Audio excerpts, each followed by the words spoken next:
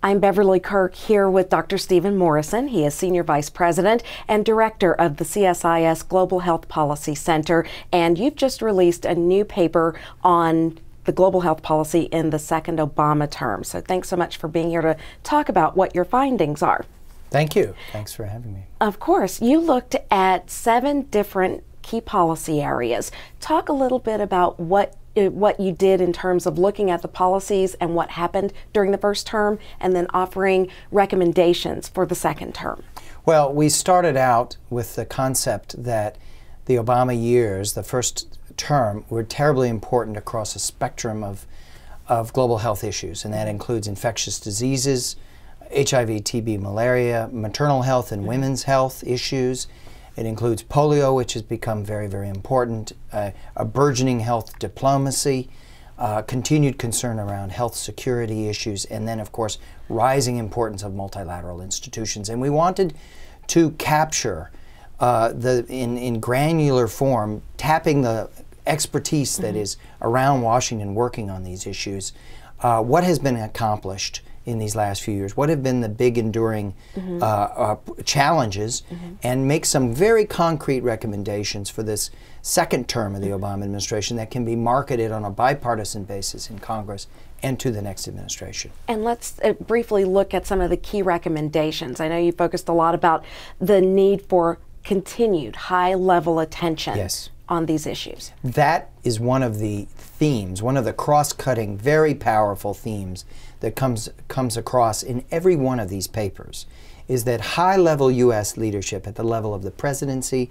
the Secretary of State, and those in the sub-cabinet positions in key places at CDC, at the Health and Human Services Department, at AID and elsewhere, remain very vital in carrying forward the U.S. engagement and getting others to join in, other major countries, partner countries, donors, other international organizations. A lot of this was driven by former Secretary of State Hillary Clinton. Do you anticipate that Secretary Kerry will continue on the same path? Do you anticipate any changes? Well, that remains to be seen, but I believe that Secretary Clinton did something that was unprecedented in taking the sort of commitments that President Bush had inculcated, embracing them as the Secretary of State, and really driving them forward and in a dramatic fashion. And I think that legacy is something that Secretary Kerry is going to be very, very sensitive to preserve and sustain.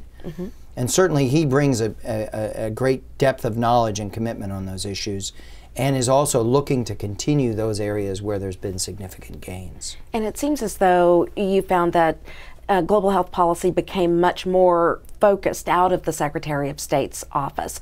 Talk about how important that is, just in terms of having it there and kind of at the center of the broader U.S. foreign policy. Well, the Secretary of State became in this first Obama term, became the sort of pivot point, the fulcrum at trying to stimulate other parts of our government to come forward and do more, and at carrying forward the diplomacy and our interactions.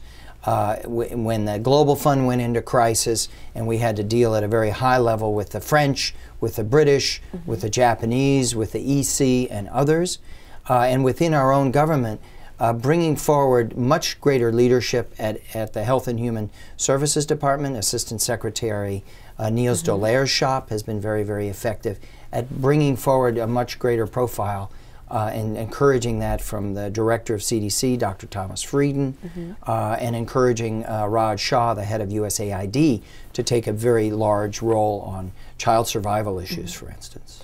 What other overarching themes did you find that started in the first term and may continue into the second term? 2 things. One, that the bipartisan consensus that the U.S. engagement was constructed upon. When President Bush dramatically expanded HIV/AIDS engagement and then added malaria 10 years ago, almost 10 years ago, this month, it rested on very strong bipartisan support within Congress and a broader consensus in the American public that drew upon Bill and Melinda Gates, President Clinton in his role in the foundation world, business sector leadership, non-governmental groups, religious conservatives who became very active in this cause. And that broad American consensus has proven to be very, very valuable at keeping American public support going and giving confidence to the leadership in the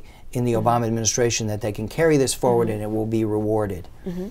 Are there other economic issues in terms of getting funding that you might foresee as something to be watched in a second Obama term? Certainly, we are in a period.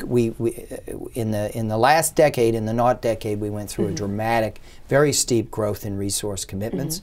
We've been plateauing and planing off. There could be, obviously, in a period of continued budget turbulence and instability, we could see some further stress on those budgets, and so that's to be anticipated and managed.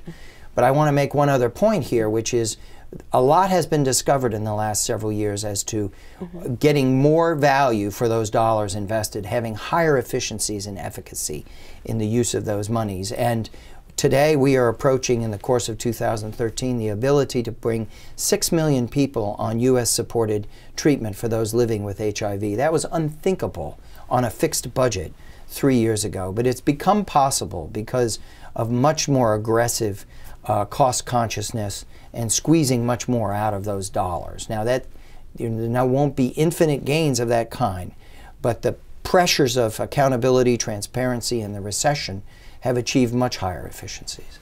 Dr. Stephen Morrison, thank you so much. Thank you.